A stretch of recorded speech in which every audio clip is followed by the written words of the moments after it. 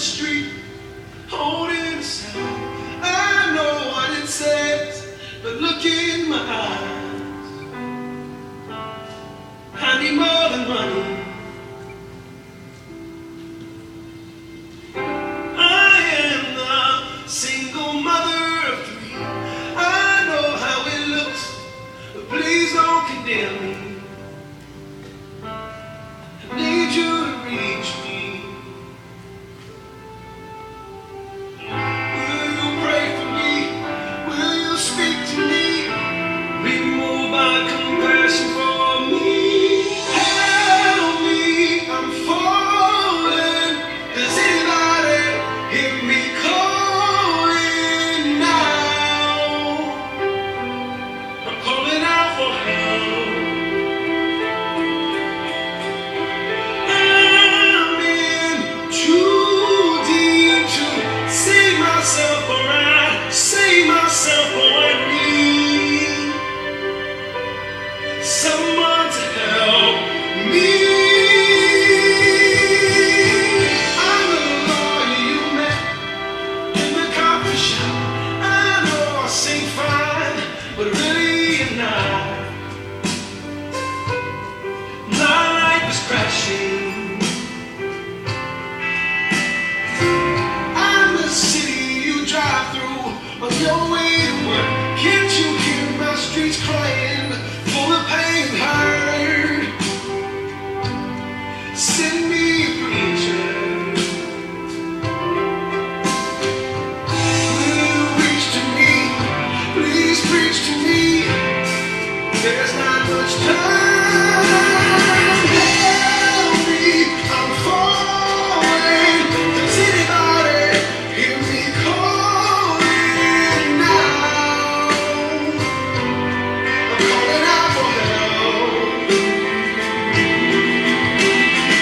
I'm in too deep to save myself, or I save myself, or I need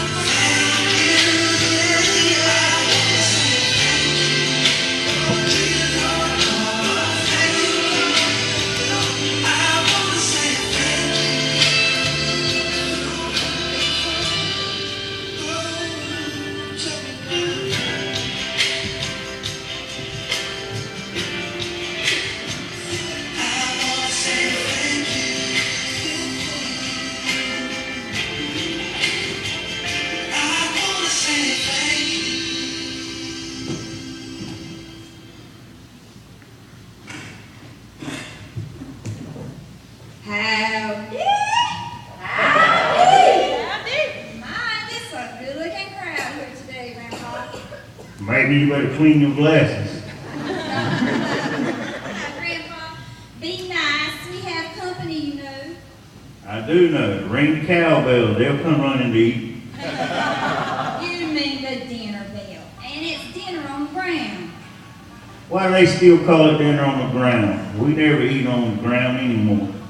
Grandpa, don't tell me you'd rather be outside with the ants and the flies and the heat. Yeah, but at least it'll keep some of the relatives away. Those were the good old days. You sure are in a bad mood. Did you get up on the wrong side of the bed this morning? I didn't get up on either side of the bed. I crawled off the end. Well, I'm sure this story I'm about to tell is going to cheer you up. I read it last week in my giant print Guidepost magazine in the testimonial section. It brought tears to my eyes. So that explains the bags. I thought you said it would cheer me up. It didn't seem like it did much for you. Grandpa, now you just sit there and listen, because this story is about a young man about my age, and how the good Lord changed his life. This young man's name is Jerry James Spivey. He was born on October 17, 1939, to Jolly and Bessie Spivey, but that's not the important part of the story. Jerry's granddaddy nicknamed him J.M., and the name stuck. Most of the people didn't even know that his real name was Jerry.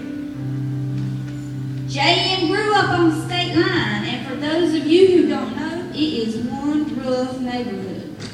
He quit school and left home when he was about 14 years old. Can you imagine? Anyway, J.M.'s life was filled with drinking and smoking and poker and some other things we won't mention here because of the children. He was making moonshine liquor one evening when his older brother Johnny was shot down outside a beer joint in Tabor City. J.M. was very close to his brother, and he knew that if something didn't happen, he would probably wind up the same way. So he moved to White. But that just did not give him the peace that he needed.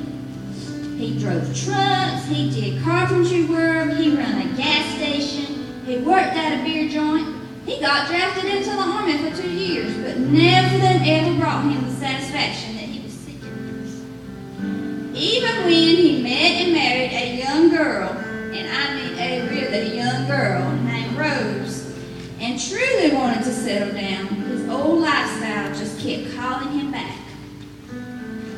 But a few months after their first child was born, a drinking buddy came by to see J.M., told him that the Lord had changed his life and that God loved him. He invited J.M. to church, and on June the 9th, 1974, at 11:45, J.M. Spivey surrendered his life to Jesus and walked away, a blood-bought, born-again child of God who's been preaching for over 30 years. Now, most people know him as Preacher Jerry, and hardly anyone remembers J.M. anymore. Now, isn't that a beautiful story, Grandpa? So he went from a poker player to a preacher. Now that is quite a story.